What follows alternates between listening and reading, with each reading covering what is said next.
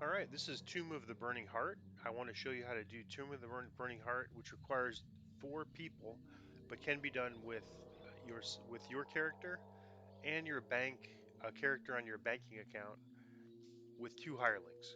So the first thing you need to do is make sure you get a hireling for yourself, and then make sure your banking character gets a hireling. Your banking character will need to be a minimum of level 3, which takes about roughly an hour to go from start to level 3.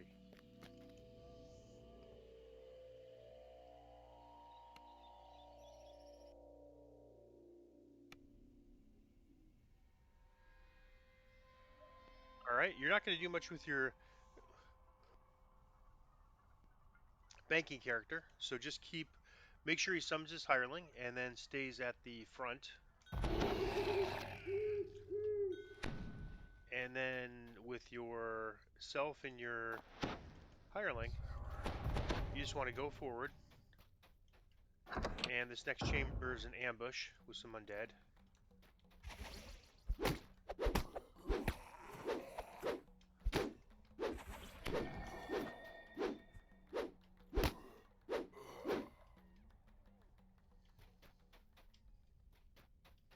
All right, and then on each of these sides, you're going to get an ambush with yet more undead. And this is why you want to leave your banking character at the start. He's not going to do anything in the quest other than just stand on a couple of pillars once you get to where you need to get to. Then run to the other side. And all right, no ambush there. So the part where you had the fight, where you could be sure is pretty safe. Then you bring your hireling and your banking character over there.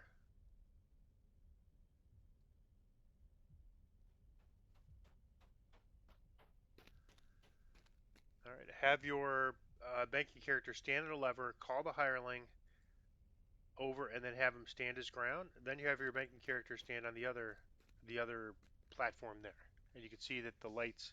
You'll know they're on properly if they're lit up. Then you and your other hireling go over,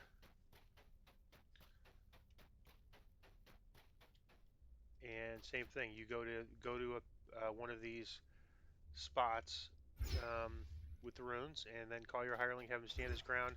Once you go on this one, it's open. Now you're done. You can just leave that your banking character there. Your banking character doesn't need to do anything. You can log him out if you wish, but you might as well leave him in, get some XP. You might gain a level by doing this. By doing this, I'd suggest that you permanently keep him here and level him to no more than maximum level 7. But you could basically use him for this quest permanently. So whatever this character is, he's not going to loot. He's not going to do anything. You just need to switch over. Just have him stand on that thing.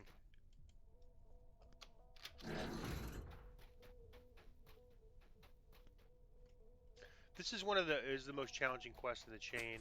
You get to these areas here, and it's not so bad on normal, but you can imagine you're taking a lot of archer damage. And I usually kind of go over here, and any melees that are going to come, I like to kind of be out of the way of the range and attack them here and call Fergus over. Alright, looks like it's clear, and then this one's going to open up once we progress. So then I will kind of go over here, be out of range, call Fergus over. It could be they don't spawn as much on normal, but then same thing. This will open up, and you get more undead. You can see because of my armor, I'm not taking much damage. Alright, on higher levels you will. But once you open these, you can just go through, call your hireling, and you don't need to worry about those archers on the top. On higher difficulties, what I like to do is, if the archers are champions, I like to take them down. If they're not champions, then I don't really worry about it too much. I just, they're not doing enough damage to worry about.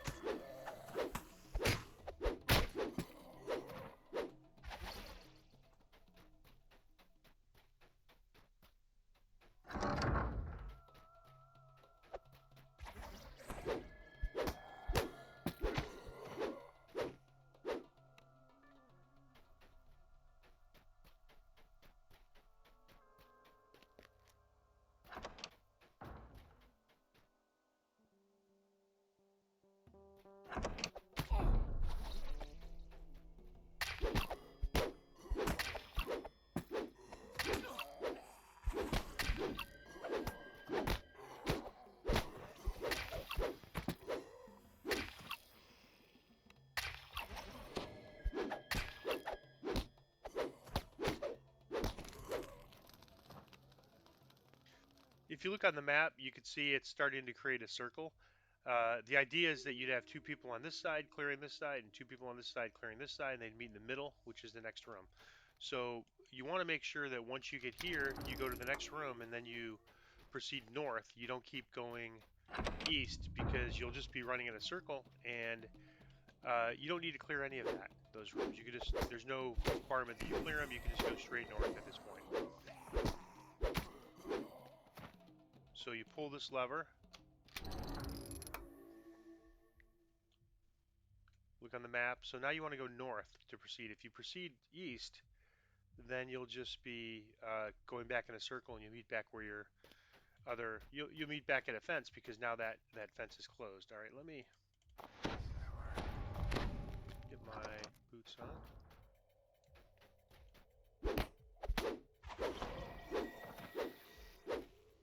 Whenever you hear the door clicking or something like that, you can know that there's going to be an ambush.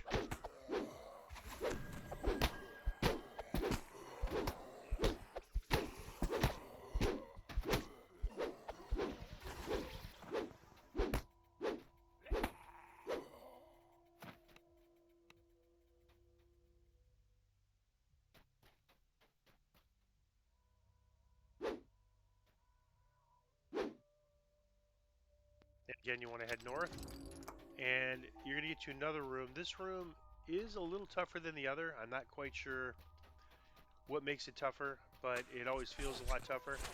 Well, this trap for one. Let's see. You can actually, if you're not getting too much damage, you can actually turn the trap off by just pulling that lever. Or in that case, the archers did it for me by me standing in front of the lever.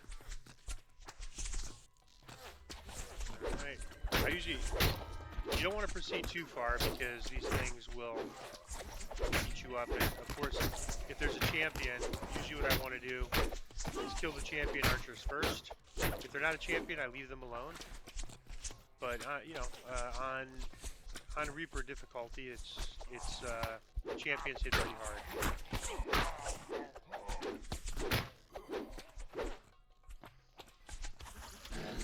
And then of course all the melee, you must kill those.